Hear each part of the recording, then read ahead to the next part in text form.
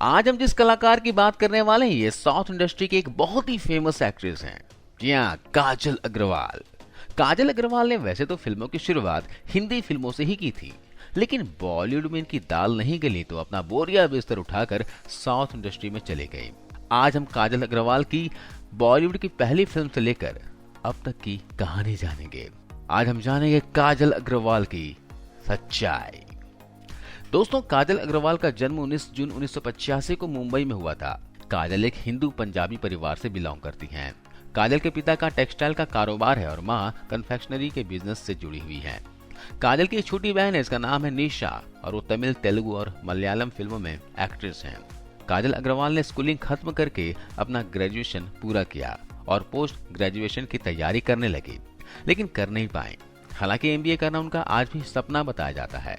वो कई बार कह चुकी हैं कि एमबीए करना उनका सपना है। अपने ग्रेजुएशन की पढ़ाई पूरी करने के बाद काजल एक्टिंग में ट्राई करने लगी। हालांकि इनको एक्टिंग का शौक ग्रेजुएशन के दौरान ही लग गया था और इन्होंने उसी समय से ऑडिशन देने शुरू भी कर दिए थे। अपने ग्रेजुएशन के दौरान ही इन्हें हिंदी फिल्म क्यों हो गया ना में एक छोटा सा रोल मिला। क्यों हो गया ना 2004 में आई थी और इसमें विवेक ओबेरॉय के साथ में ऐश्वर्या राय लीड रोल में थी।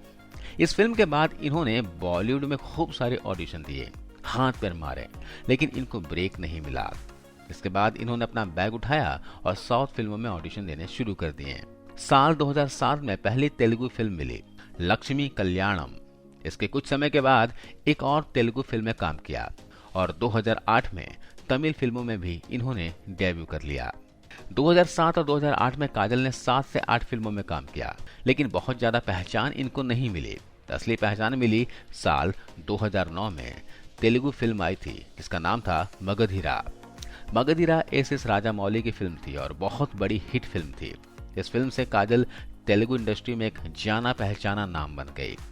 मगधीरा उस समय 35 करोड़ के छोटे से बजट में बनी थी और इसने 150 करोड़ रुपए की भारी भरकम कमाई की थी।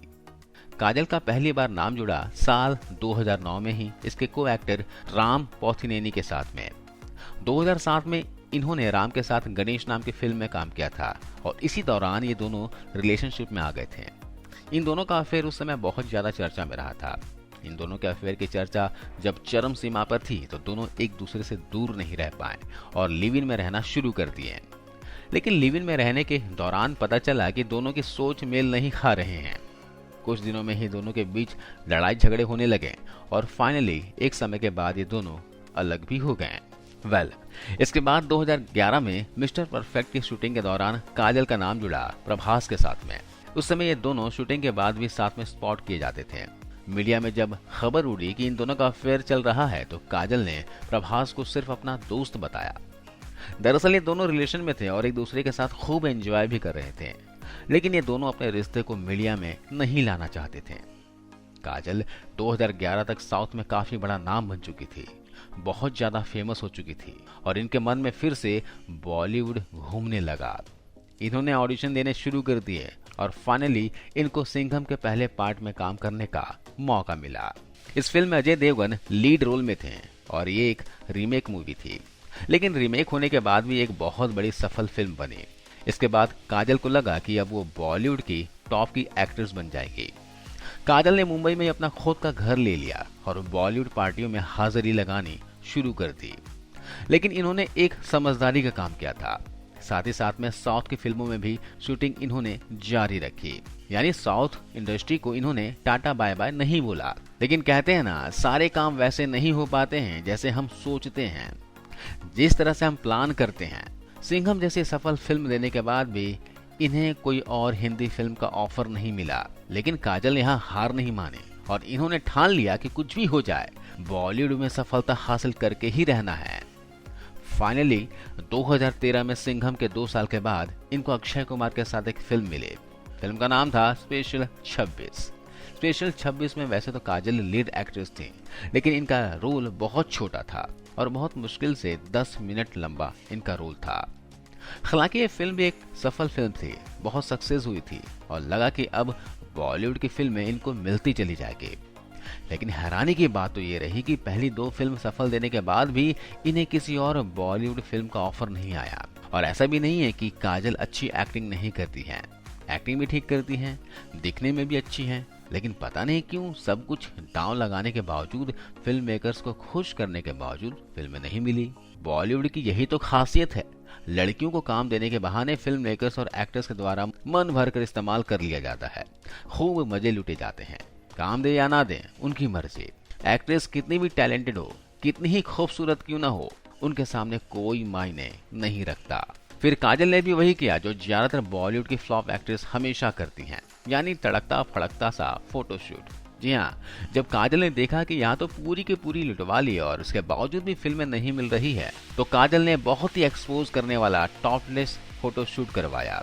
ये फोटोशूट 2014 में कराया था। जब ये फोटोशूट हुआ जिसमें काजल टॉपलेस नजर आ रही थी, तो वो फोटो बहुत ज्यादा वायरल हुई।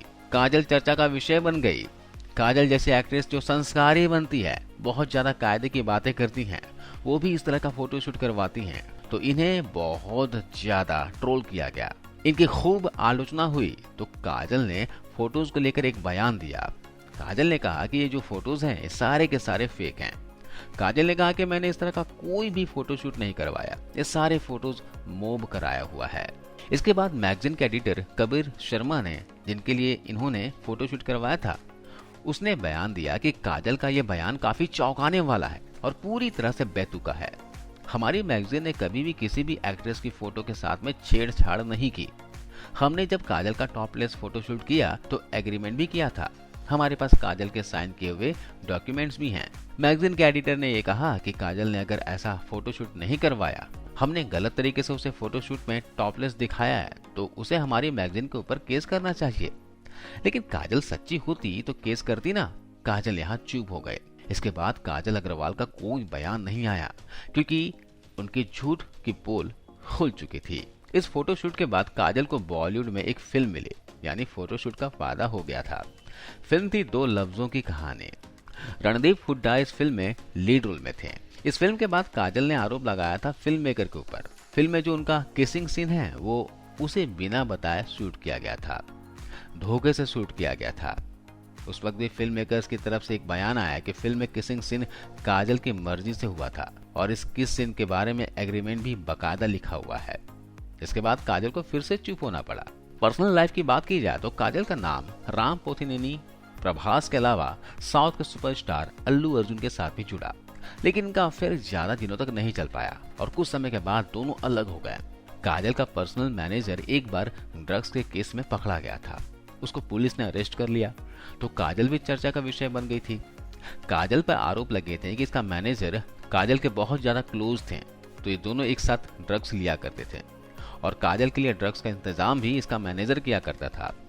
इस पर काजल ने भी कभी भी कोई बयान नहीं दिया और केस भी बहुत ही जल्दी मीडिया से गायब भी हो गया। दो लफ्जों की कहानी के बाद काजल बॉलीवुड से पूरी तरह से गायब हो गई हैं। इसके बाद नजर आई मुंबई सागा में, जो कि 2021 में आई थी, और आज की डेट में ज्यादातर ये साउथ की फिल्मों में ही काम करती हैं। काजल के पास अभी 4 से 5 फिल्में हैं जो कि साउथ की हैं और एक लो बजट की हिंदी फिल्म है जो कि 2023 में रिलीज होगी। साल 2020 में काजल ने अपने बॉयफ्रेंड गौतम किचलू के साथ में शादी कर ली और आज की डेट में एक बेटे की मां बन चुकी हैं। काजल का हस्बैंड एक बिजनेसमैन है। काजल आज भले ही साउथ में काम कर रही है, पूरी तरह से फोकस वहीं पर है, लेकिन इन्होंने बॉलीवुड में काम करने के लिए, यहाँ सक्सेस होने के लिए जी तोड़ मेहनत की, लेकिन सफल नहीं हो पाए। फाइनली इनका सारा फोकस आज की डेट में साउथ फिल्मों पर ही है। तो दोस्तों, आज की इस वीडियो में बस इतना ही। अगले बार एक नई स्टोरी के साथ मिलता हूँ। धन्यवाद।